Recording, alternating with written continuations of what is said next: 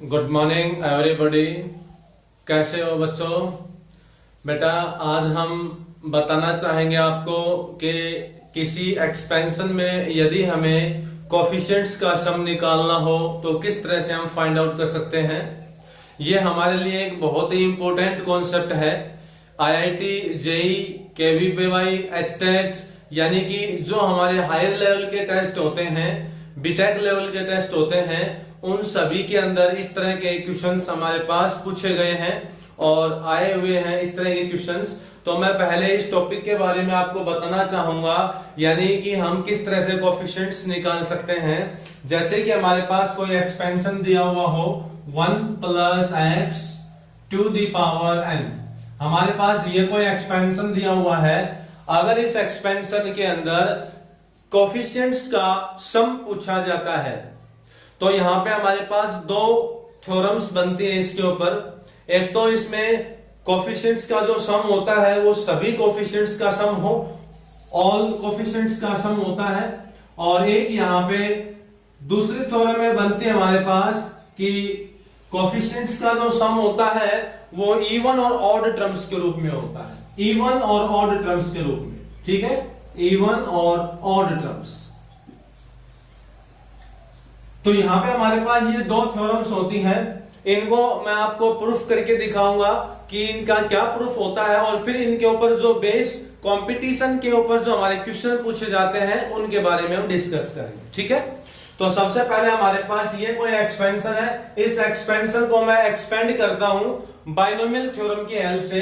तो मैं लिख सकता हूं 1 + x to the power n is equal to होता है nc0 1 raise to the power n यानी 1 ही हो जाएगा, x raise to the power 0 यानी कि 1 ही हो जाएगा ये, प्लस nc1 इंटू में x आ जाएगा प्लस nc2 यानी कि जो हमारा 1 होगा यहाँ पे फर्स्ट कंपोनेंट जो 1 है इसकी जो पावर है वो कम होती जाएगी। स्टार्टिंग में n रहेगी यहाँ पे, फिर n-1, फिर n-2 यानी कि लास्ट में वो 0 हो जाएगी। ठीक है, यानी 1 की पावर आप अगर कोई भी नेचुरल नंबर लेंगे तो वो आपका 1 ही रहेगा।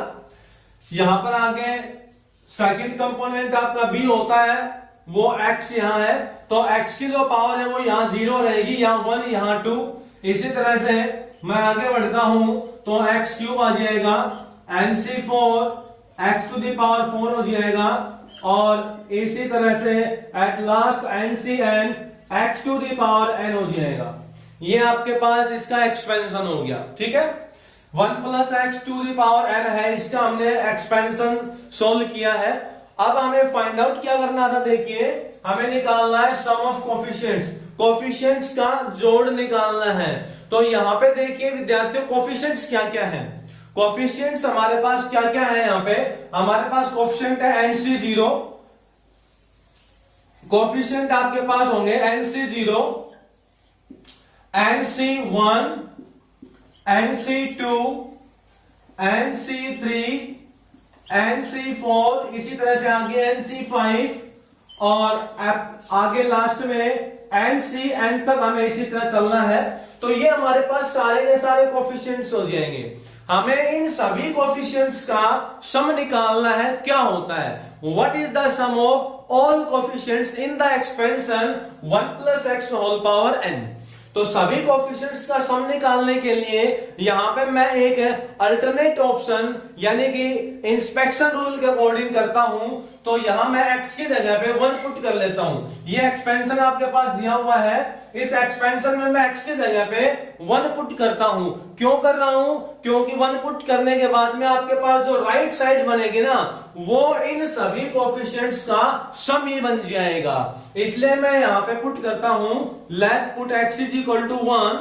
मैं यहां x = 1 रखता हूं, तो यहां पे 1 प्लस में 1 2 raise to the power n हो जाएगा, और इधर देखिए nc0 plus nc1 plus nc2 plus nc3 plus nc4 और एट लास्ट ncn तक चलता रहेगा। इसी तरह से NCN तक चले गए तो ये जो आपके पास कोफिशिएंट्स हैं NC0, NC1, NC2, NC3, NC4, NC5 और NCN, इन सभी कोफिशिएंट्स का जो सम है वो आपके पास नीचे बन गया है और वो किसके इक्वल हो गया, 2 raised to the power n के इक्वल हो गया। तो यहां से हमारे पास एक प्रूफ भी बनता है, एक रिजल्ट भी बनता है कि अगर आपको सभी कोफिशिएंट्स का सम निकालना हो 1 प्लस एक्स की पावर n में एक्सपेंशन में, तो उसका जो सम होता है वो 2 raised to the power n होता है। तो एक तो यहाँ पे आपकी थ्योरम सिद्ध हो गई है कि अगर हमें ऑल टर्म्स का सम निकालना है कोफिशिएंट्स में तो उनका सम होता है वो 2 raised to the power n होता है। इसके बाद आगे बात करते हैं यदि इवन या ऑड टर्म्स की बात आ जाए, इवन या ऑड टर्म्स की, यानी कि जैसे इवन ऑड का मतलब मैं समझाना चाहूंगा आपको, जैसे कि आपके पास NC0 आ जाए, NC2 आ जाए, NC4 आ जाए, NC6 आ जाए, तो ये आपकी सारे की सारी टर्म्स हैं, ये इवन टर्म्स माने गई है यहाँ पे। यानी कि इवन टर्म्स आपकी होंगी NC0, NC2, NC4, NC6, यानी कि ये जो आपके पास नीचे का जो कॉम्बिनेशन है ये एक इवन नंबर के रूप में आता हो तो वो इवन टर्म्स हो जाएंगी, और ऑड नंबर के रूप में NC1, NC3, NC5, NC7, ये अगर आपके पास आता हो तो ये हमारे पास ऑड टर्म्स के रूप में माना गया है और इन सभी को इवन टर्म्स के रूप में माना गया है। तो यहां पर सेकेंडली हम यहां पे सिद्ध करेंगे कि जब आपको सम निकालना हो इन सभी का सम निकालना हो और इन सभी का सम निकालना हो तो वो क्या होता है, यानी कि sum of odd terms and sum of the even terms, coefficients के बारे में, यानी sum of the coefficient of even term कहेंगे, sum of the coefficient of odd terms कहेंगे। इसके ऊपर मैं सेकेंडली बातचीत करना चाहूंगा यहाँ पे, यानी कि सेकंड थ्योरम के ऊपर हम बात करेंगे। अब देखिए तो यहाँ पे हमने पहली थ्योरम सिद्ध करके दिखाई कि सभी कोफिशिएंट्स का जो सम होता है वो 2 raised to the power n होता है, वो आप नोट भी कर सकते हैं, यहाँ पे मैं लिख भी देता हूं। हमारा रिजल्ट ये है कि अगर आपके पास सारे के सारे कोफिशिएंट हो, NC0 हो, NC1 हो, NC2 हो प्लस NC3 हो, इन सभी का सम अगर हमें NCN तक करना हो तो ये जो रिजल्ट होता है ये 2 raised to the power n के बराबर होता है। ठीक है, क्लियर सभी विद्यार्थियों को। अब इसके बाद हमें सेकंड थ्योरम सिद्ध करनी है, तो मैं यहाँ पे x की जगह पे इसी एक्सपेंशन में x की जगह पे -1 पुट करता हूं, x की जगह पर -1 पुट करूंगा तो यहाँ पे देखिए क्या बन जाएगा, यहाँ पे बनेगा आपके पास -1 रखते ही 1 - 1 0 आ जाएगा और इज इक्वल टू यहाँ देखिए NC0 और minus NC1 plus NC2 minus NC3, यानी जहां पे भी x है वहां -1 रख दो, यहां -1 रखोगे तो माइनस यहां जाएगा, यहां -1 रखोगे तो -1 का स्क्वायर प्लस हो जाएगा, यहां -1 रखेंगे तो माइनस का क्यूब माइनस हो गया, यहां माइनस की पावर 4 रखेंगे तो प्लस हो जाएगा। ठीक है, और लास्ट में आपके पास यहां प्लस है तो यहां माइनस आएगा, लास्ट में आपके पास -1 to the power n और यहाँ पे x to the power n, NCN तो हमारा यहाँ पे डिपेंड करेगा, NCN तो 1 होता है तो x की पावर n हो जाएगा, और -1 की पावर n मैंने क्यों लिखा है, क्योंकि n का मतलब यहाँ पे इवन और ओड कुछ भी हो सकता है, हो सकता हो n का मान ओड हो तो ये नेगेटिव साइन है, हो सकता हो n का मान इवन हो तो ये पॉजिटिव साइन बन जाएगा। ठीक है, ये हमें कंफर्म नहीं है इसलिए -1 की पावर n लिखा गया है। तो प्यारे विद्यार्थियों मैं यहाँ पे आपको बताना चाहूंगा कि यदि आपके पास x की पावर यदि आपके पास 1 + x होल पावर एक्सपेंशन दिया हुआ हो और इस एक्सपेंशन में जब हम x की जगह -1 रिप्लेस करते हैं तो हमें ये रिजल्ट मिलता है, और ये रिजल्ट क्या दर्शा रहा है, ये रिजल्ट हमें क्या बता रहा है, ध्यान से देखिए। इस रिजल्ट में एक रहस्य ये छुपा हुआ है कि यदि हमारे पास ओड टर्म्स का जो कोफिशिएंट्स है और इवन टर्म्स के जो कोफिशिएंट्स हैं उनका अगर सम करना आ जाए कोफिशिएंट्स का सम आ जाए तो वो 0 होता है। यहाँ पर एक प्रॉपर्टी बीच में और भी छिपी हुई है, जो मैं ये सेकंड रिजल्ट बता रहा था। इसके अलावा क्या छिपी हुई है कि यदि आपके पास इवन और ऑड का डिफरेंस, सामने यहाँ पे डिफरेंस बनेगा, जो डिफरेंस है वो आपका 0 होता है। जैसे देखो मैं यहां बताना चाहूंगा आपको, इक्वल टू NC0 को मैं यहां लिख लेता हूं, प्लस में NC2 को मैं यहां लिख लेता हूं, आपको यहां से समझ में अच्छी तरह आ जाएगा। प्लस में NC4 को मैं यहां लिख लेता हूं, ठीक है, यानी पॉजिटिव वाली टर्म्स मैंने लिख ली, ठीक है। अब इसके बाद यहां भी नेगेटिव है, यहां भी नेगेटिव है, आगे भी नेगेटिव है, तो इनमें से मैंने माइनस कॉमन ले लिया, और यहां नेगेटिव था NC1 के साथ, तो ये NC1 बच गया। यहां नेगेटिव NC3 के साथ प्लस NC3 बन जाएगा, यहां NC5 के साथ यहां NC5 आएगा, तो ये प्लस NC5 हो गया, क्योंकि इसमें से माइनस, इसमें से माइनस और इसमें से माइनस, तीनों में से मैंने माइनस बाहर कॉमन ले ली है, ठीक है। और प्लस ये अप टू आपका इस तरह से लिखा जाएगा। तो ये देखिए कि ये जो आपके पास रिजल्ट है, इस रिजल्ट को बोलते हैं sum of coefficient of even terms. इसको बोलेंगे हम sum of coefficient of even terms. इसको बोलते हैं इवन टर्म्स के कोफिशिएंट्स का सम, ठीक है। और इसको बोलते हैं sum of coefficients of odd terms. तो यहां पे जैसा कि आप देख रहे हो कि ये तो इवन टर्म्स के कोफिशिएंट्स का सम है, और ये ऑड टर्म्स के कोफिशिएंट्स का सम है, और उनका यहां पे डिफरेंस सब्ट्रैक्शन आ जाए तो किसके बराबर होता है? 0 के बराबर होता है। तो एक रिजल्ट आपका यहां से ये भी बनता है कि यदि हमारे पास कोफिशिएंट्स के सम के बारे में कि इवन जो टर्म्स है उनके कोफिशिएंट्स का सम और ऑड जो टर्म्स है उनके कोफिशिएंट्स के सम का अगर सब्ट्रैक्शन आ जाए तो वो क्या होता है? आपका 0 के बराबर होता है। अब यहां से मैं ये सेकंड वाला रिजल्ट था ये सिद्ध करके दिखाऊंगा। इवन टर्म्स का सम क्या होता है, ऑड टर्म्स का सम क्या होता है, वो और देखिए। ये वाली जो टर्म्स आपके पास है नेगेटिव वाली, ये नेगेटिव वाली टर्म्स को मैं इधर उठा के ले आता हूं, तो यहाँ पे 0 के साथ ये ऐड हो जाएंगे, सारे के सारे प्लस की हो जाएंगे, और प्लस की हो जाएंगे तो क्या रिजल्ट बनेगा वो देखिए आगे।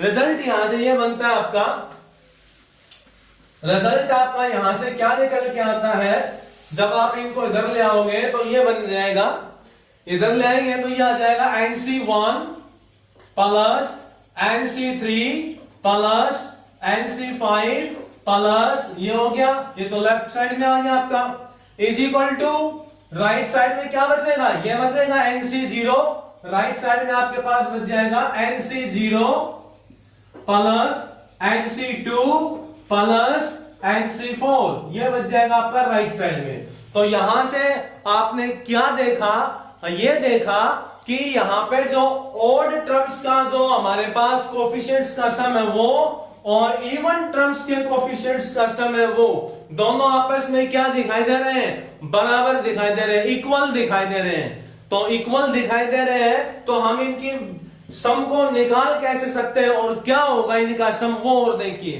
टोटल जो सम होता है वो आपका ये होता है 2 की पावर n होता है। तो इस 2 की पावर n का हम हाफ कर देंगे, क्योंकि यहां पे दोनों जो यहां पे कोफिशिएंट्स का सम है, इवन टर्म्स के कोफिशिएंट्स का सम और ऑड टर्म्स के कोफिशिएंट्स का सम है वो बराबर है, बराबर मेजॉरिटी है। तो यहाँ पे टोटल जो सम है वो 2 की पावर n है, 2 की पावर n का मैं आधा कर देता हूं, तो यहाँ पे ऑड टर्म्स के कोफिशिएंट्स का सम आ जाएगा, और वही आपके पास इवन टर्म्स के कोफिशिएंट्स का सम हो जाएगा, दोनों का इक्वल रहेगा। तो इसका जब आप हाफ करोगे तो क्या आएगा, देखिए 2 की पावर n को मैं 2 जगह पे लिख सकता हूं, 2 की पावर n-1 गुणा में 2 की पावर 1, दोनों का बेस सेम है, बेस सेम है, पावर्स यहां पे ऐड होंगी यदि उनको मल्टीप्लाई कर रहे हैं। तो यदि बेस सेम है और मल्टीप्लाई में टर्म्स है तो पावर्स को हम ऐड करेंगे, तो n-1 और 1 को ऐड करेंगे तो क्या आ जाएगा, n आ जाएगा। तो इस 2 की पावर n को हम यहाँ पे 2 पार्ट्स में लिख सकते हैं, और फिर आप इसको 2 से भाग करें तो इस 2 से ये 2 कैंसिल, आपके पास क्या बचेगा 2 raised to the power n-1 1 और ये भी क्या आ जाएगा 2 raise to the power n-1। यानी कहने का मतलब ये हुआ यदि आपके पास ऑड टर्म्स के कोफिशिएंट्स का जोड़ हो या इवन टर्म्स के कोफिशिएंट्स का जोड़ हो, सारे के सारे दोनों पार्ट्स में 2 raise to the power n-1 ही आपको लिखना होगा। यहां से हमने एक रिजल्ट ये भी सीख लिया है कि sum of the coefficient of odd terms, sum of the coefficient of even terms always equal and 2 raised to the power n-1। ठीक है, एक मिनट के लिए आप इनको नोट कर ले। एक ये इंपॉर्टेंट फॉर्मूला है और एक ये वाला, ये दोनों होते हैं, ये इसके इक्वल होते हैं, बराबर होते हैं दोनों। तो प्यारे विद्यार्थियों जल्दी से नोट करिए। एक ये वाला रिजल्ट भी आप नोट कर सकते हो कि यहाँ पे इवन टर्म्स का कोएफिशिएंट्स का सम और ऑड टर्म्स के कोएफिशिएंट्स का सम अगर सब्ट्रैक्शन किया जाए यहाँ पे दोनों का, तो वो होता है आपका 0 के बराबर। ये कंपटीशन लेवल में डायरेक्ट पूछे जाते हैं। ठीक है, तो इनको नोट कीजिए। ये फॉर्मूला आपका होगा और एक ये फॉर्मूला होगा और एक ये फॉर्मूला, 3 यहाँ पे मेन रिजल्ट होंगे। इन तीनों रिजल्ट्स के ऊपर ही आगे डायरेक्ट क्वेश्चन बनते हैं। ठीक है, तो इनके ऊपर मैं आपको क्वेश्चन करवा रहा हूं। देखिए यहाँ पे मेरा पहला क्वेश्चन आता है।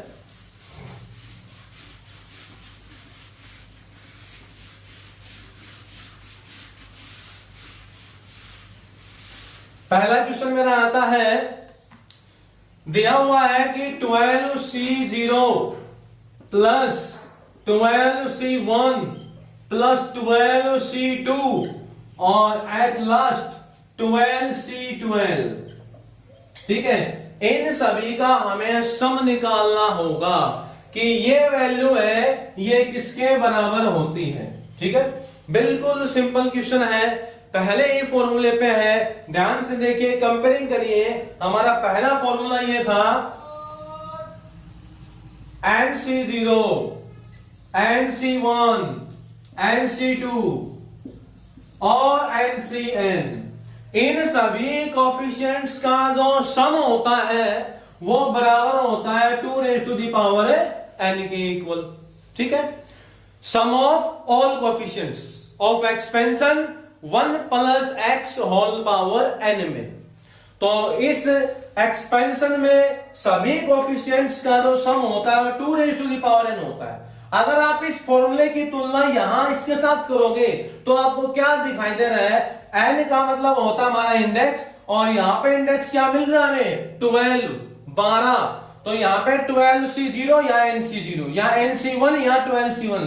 कहने का मतलब ये है कि जहां जहां पे n है वहां पे 12 आया हुआ है। तो हम भी यहाँ फॉर्मूले में इसको सोल्व करके लिख सकते हैं, रिप्लेस कर सकते हैं 2 रेज टू द पावर 12। जहां पे इस फॉर्मूले में n है उस n के जगह क्या रख दो 12 रख देंगे, आपका क्वेश्चन खत्म हो जाएगा। बस बहुत ही सिंपल क्वेश्चन है, बिल्कुल छोटा सा क्वेश्चन है। बस बात यह है कि हमें फॉर्मूले को ध्यान रखना पड़ेगा।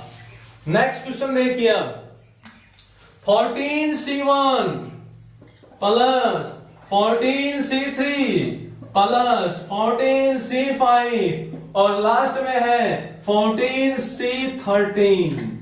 तो अब ध्यान से देखिए, ये जो आपका एक्सपेंशन है, ये कोएफिशिएंट्स का जो सम है, इस कोएफिशिएंट्स के सम में हमें यहां देखने को मिला है कि ऑड टर्म्स आपके पास आई हुई है 1, 3, 5 और लास्ट में कितना आया है 13 आया है। एक बात का और ध्यान रखिए, आपका इंडेक्स है वो 14 है, 14। तो 14C14 आपकी लास्ट टर्म होनी चाहिए। 14C14 हमारी लास्ट टर्म है। इससे पहले हमारे पास ऑड टर्म क्या बनी है 14C13। तो बिल्कुल सही है। इन बातों का हमें ध्यान जरूर रखना है कि हमारे पास जो भी ऑड टर्म्स है वो कंप्लीट हमें मिलनी चाहिए। अगर हमारे पास कंप्लीट ऑड टर्म्स नहीं आती हैं तो फिर हम ये फॉर्मूले अप्लाई नहीं कर सकते, ये ध्यान रखिए। यहां पे हमारे पास जो इंडेक्स है वो 14 है, तो 14 से पहले ऑड टर्म्स 13 तक होंगी। तो 14C13 हमारी ऑड टर्म बन गई लास्ट की। ये पहली ऑर्डर टर्म, ये दूसरी, ये तीसरी और ये लास्ट की ऑर्डर टर्म बन गई। तो अब यहाँ पे आप ये फॉर्मूला लगा सकते हो। ध्यान से देखिए, NC1 NC3 NC5, ठीक है, इस तरह से। और लास्ट ऑर्डर टर्म आपकी इस n के अकॉर्डिंग बनेगी। n की वैल्यू जैसे 14 आई है तो 14 से पहले ऑर्डर नंबर क्या होता है 13, तो आपका यहाँ 14 से 13 तक रहेगा। ठीक है, ये जरूर ध्यान रखिए। तो ये फॉर्मूला किसके बराबर होता है, ये होता है 2 की पावर n गुणा में 1/2, यानी कि ये सॉल्व करने के बाद ये आ गया था 2 की पावर n माइनस 1, तो आपका आंसर हो जाएगा 2 की पावर n का मतलब हो गया 14 माइनस 1, यानी कितना आ जाएगा 2 की पावर 13, तो आंसर हो जाएगा 2 रेज़ टू दी पावर 13। तो हमारा एग्जैक्ट आंसर ये रहेगा 2 रेज़ टू दी पावर 13। तो बिल्कुल सिंपल टाइप आपकी है, लेकिन ये कंपटीशन के लायक है। सारी की सारी बातें बहुत ही इंपॉर्टेंट हैं। इन्हीं के ऊपर मैं अगला क्वेश्चन आपको और बताना चाहूंगा। देखिए मेरा नेक्स्ट क्वेश्चन क्या है। नेक्स्ट क्वेश्चन बनता है यहाँ पे 17C2 प्लस में 17C4 प्लस में 17C6 17C8 और लास्ट में है 17C16। अब यहां पे देखिए इसकी वैल्यू हमें निकालनी है कि इन सभी कोफिशिएंट्स का जो सम है वो किसके बराबर रहेगा। अब आपको यहां ध्यान में देना है बच्चों, क्या ध्यान में रखना है कि यहां पे देखिए 2 यहाँ 4 यहाँ 6 यहाँ 8 और यहाँ 16। इसका मतलब ये सारे की सारी संख्याएं कैसी हैं, सारे के सारे टर्म्स कैसी हैं, इवन टर्म्स हैं। और इवन टर्म्स हैं तो यहां पे हम sum of coefficient of even terms का फॉर्मूला लगा सकते हैं, यानी कौन सा, ये NC0 NC2 NC4 और लास्ट वाला n पे डिपेंड करेगा। यदि n का मान आपका 17 आया है तो 17 से पहले देखिए इवन नंबर क्या होगा 16, तो 16 तक ये आपका ये कंप्लीट है। पहली टर्म भी चेक कर लीजिए, पहली टर्म आपकी NC0 होती है, लेकिन यहां पहली टर्म क्या है 17C2 है, इसका मतलब यहां एक टर्म गायब है, तो आप ये फॉर्मूला नहीं लगा सकते हो। अगर ये कंप्लीट टर्म आपको मिलती तो ही ये फॉर्मूला हम लगा सकते हैं, यानी कंप्लीट टर्म का मतलब ये जीरो वाली टर्म नहीं मिल रही हमें, बाकी 2 4 6 8 16 तक सही है, हमें जीरो की टर्म नहीं मिल रही, तो हम क्या करेंगे इसमें 17C0 ऐड कर देंगे और 17C0 सबट्रैक्ट कर दिया, यहां बैलेंस बना दिया। अब यहां देखो 17C0 तो ये NC0 NC2 NC4 NC6 NC8 और यहां तक आपका रिजल्ट कंप्लीट हो गया और ये बिल्कुल अब इससे मैच कर जाएगा। C0 C2 C4 हमें मिल गया है, तो ये वैल्यू हो जाएगी 2 की पावर n-1 और n का मतलब है 17, 17 में से घटा दो 16 हो जाएगा, माइनस ये वाला और 17C0 क्या हो जाएगा 1। C0 आपका हमेशा 1 होता है, NC0 का फार्मूला होता है NC0 बराबर 1 होता है और NCN भी 1 ही होता है, तो यहां पे 1 हो जाएगा और हमारा आंसर आ गया 2 raise to the power 16 minus 1। ठीक है, तो ये हमारे लिए एक इंपॉर्टेंट कॉन्सेप्ट था, sum of coefficients of expansion 1 plus x to the power n। तो प्यारे विद्यार्थियों ध्यान से सोच समझ के करने हैं क्वेश्चंस, सारे क्वेश्चंस आपको अटेम्प्ट करने हैं, फिर भी अगर कोई क्वेश्चन ना आए तो हमें बताइए। थैंक्स।